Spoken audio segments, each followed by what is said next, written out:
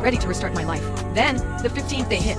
$32,000. I couldn't breathe. My family was gone. My parents passed away years ago, and my remaining relatives treated me like a stranger. I didn't have wealthy friends. Who would do this? Why this specific pattern? The uncertainty drove me to the bank, where the horror truly began. The bank insisted my balance was zero, but the money was real. I had spent it. I had paid the hospital, the landlord, the boutiques. If the money didn't exist, how were those transactions cleared? I went home and started calling everyone I ever knew, desperate for an answer. I never finished the list. At the stroke of midnight, my heart simply stopped. As I sat there now, reliving the memory of that phantom sensation, a terrifying realization began to take shape in my mind. The reason I was gone was likely because I hadn't spent every last cent. For the first 14 days, I had emptied the account. But on the 15th day, when that 32,000 arrived, I froze. I was too scared to touch it. And at midnight, I was punished. Was this some kind of twisted gift from a higher power? A scenario where the price of the windfall was total consumption. If I didn't spend it, did I lose my life? No, I whispered, shaking my head to clear the fog. That's not reasonable. I'm a pragmatist. I don't believe in urban legends or digital ghosts. There had to be a logical explanation. My plan was simple: use the money to get healthy again. And then, before the numbers became astronomical, find the person behind the curtain. By the 13th day of this new life,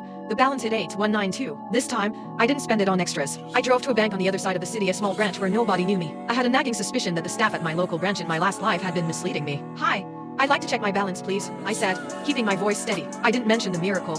I wanted to see what their system showed first. The teller tapped a few keys, her expression neutral. "Miss Lane, it looks like this account has a zero balance." My blood ran cold. "Zero? Are you sure? Could you check for pending deposits?" "Nothing," she said firmly. "According to our records, the last transaction on this account was back in early March when you withdrew your final $20. There hasn't been a cent moved since." I stood there, frozen. Early March, the day before the first dollar appeared. That meant every deposit and every purchase I had made over the last 2 weeks existed entirely outside the banking system. How was that possible? Who has the power to bypass the federal banking infrastructure? I demanded to see the manager. I caused a scene, but no matter who looked at the screen, the answer was the same: zero. I became convinced it was a conspiracy. The bank had to be in on it. They were not telling me the truth. I called the authorities, right there in the lobby. But after they ran their preliminary check, they treated me like someone needing help. They escorted me out with a warning: if I came back to bother the staff again, I'd be facing a disorderly conduct charge. I felt a deep, hollow sense of dread. If science and the law couldn't explain the money, then I was playing by different rules. Rules that ended in a tragic outcome if I failed to follow them. I didn't gamble. I spent the $8,000 as fast as I could. Donations, high-end electronics,